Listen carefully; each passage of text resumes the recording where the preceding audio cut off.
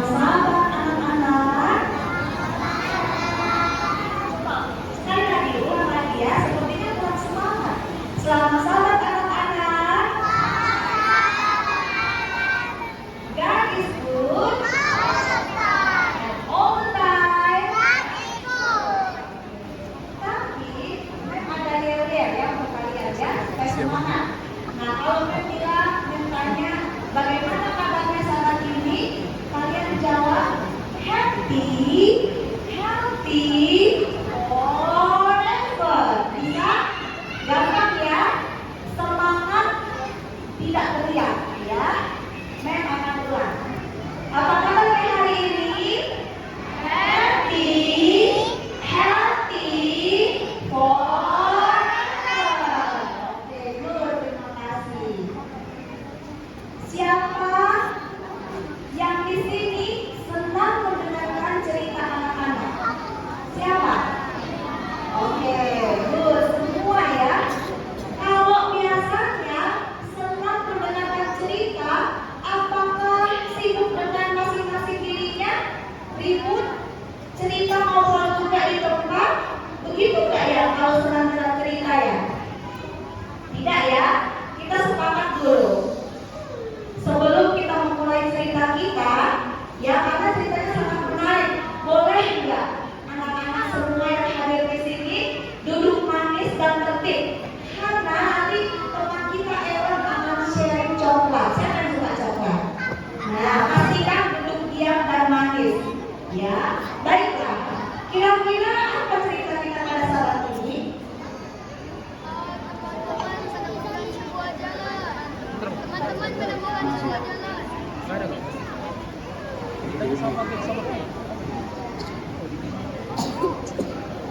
Siapa yang tahu batu? Siapa yang tahu batu? Nah, cerita kita pada saat ini adalah kokoh seperti batu. Kira-kira anak-anak, batu itu jenis benda yang kuat atau lembek ya? Kuat. Kalau kepala kepalanya dilempar pakai batu, cuk, bakalan bocor enggak? Bocor ya, tergantung dari batunya tentunya. Nah, nggak apa-apa. Di slide tidak ada, boleh mau sama memanya? Boleh ya, oke. Cerita kita pada saat ini mengenai kokoh seperti batu. Tuhan bercerita di atas bukit. Bayangkan ketika Tuhan Yesus bercerita di atas bukit, ramai sekali yang mendengarkan. Kayak kalian ini ramai, tetapi masih bising ya? Bising, ya?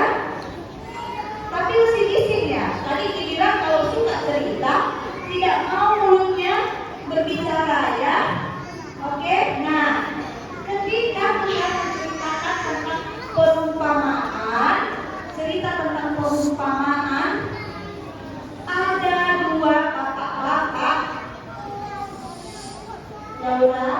ada dua bapak-bapak yang mendirikan rumah di atas dua dasar.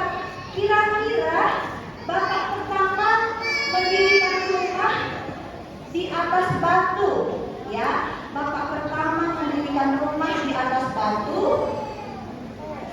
Kalau mendirikan rumah di atas batu, apakah bisa langsung jadi semua batu itu? Tidak ya. Prosesnya cukup panjang. Karena kenapa? Mereka harus angkut satu persatu batu itu. Pada zaman dulu tidak ada tuh mobil-mobil kayak sekarang, mudah tuh. Kalau sekarang banyak helper-helper kayak alat-alat pengangkut batu lah ya. Kalau dulu tidak ya. Jadi pakai manual, diangkat satu-satu batunya, lalu disusun.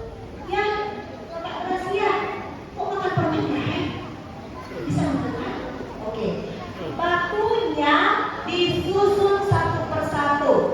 Capek Bapak ini ya, lalu disusun sedemikian rupa untuk membentuk sebuah rumah. Nah, akhirnya sudah proses yang sangat panjang dan lelah, jadilah rumah itu. Kemudian bapak yang kedua, kira-kira bapak yang kedua ini membangun rumah di atas apa? Ada tahu nggak ya? Pasir.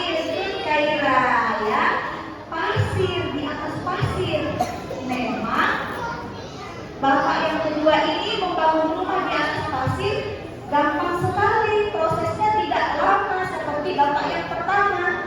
Nah, dibuatlah sama bapak itu nanti memanya dan kakak hewan akan siap coklat yang tidak bisa duduk tertib. Sepakat tidak dibagi ya?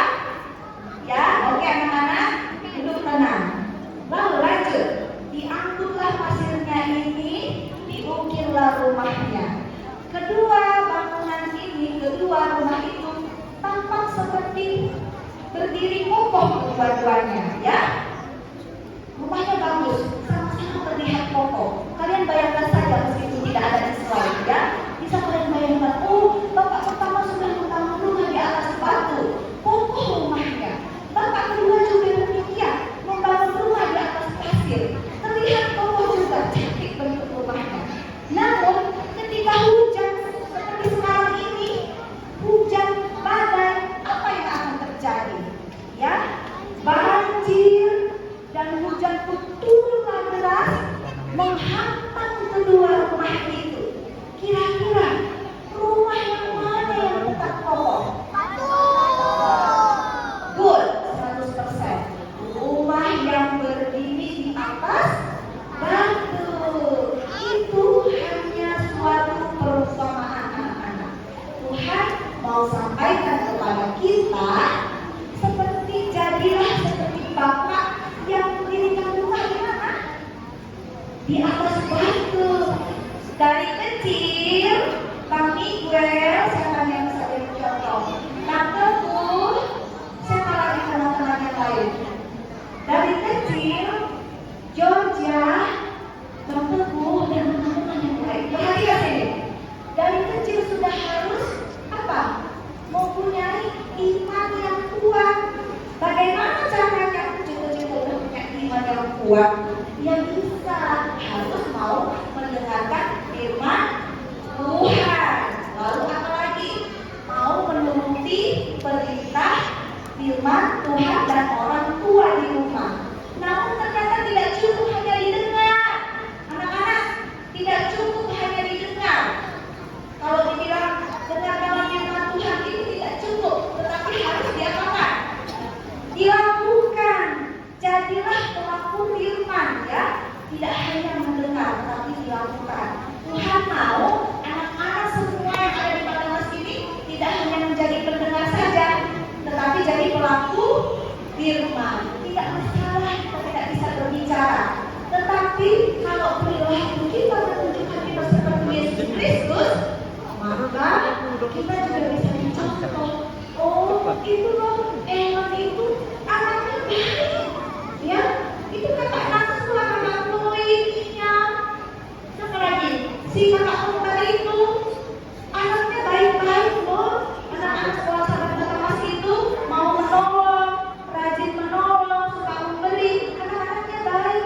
Nah, itu sudah menyatakan bagaimana? Menyatakan apa? Menyatakan Kristus di dalam dirinya. Oke, baiklah. Terima kasih anak-anak yang sudah mendengarkan.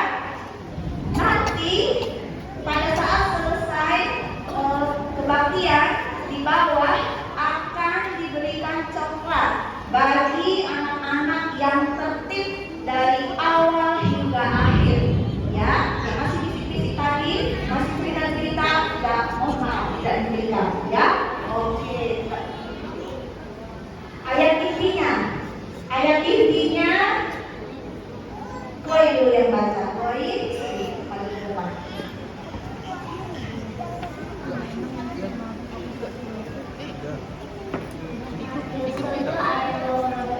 Setiap orang yang mendengar perkataanku ini akan melakukannya. Ia sama dengan orang yang tidak salah, yang mendirikan rumahnya di atas batu. Baiklah, terima kasih. Sama-sama kita bacakan. Sama-sama kita ikuti. Matius 7 ayat 24. Matius 7 ayat 24. Setiap orang yang mendengar perkataanku ini dan melakukannya, ia sama dengan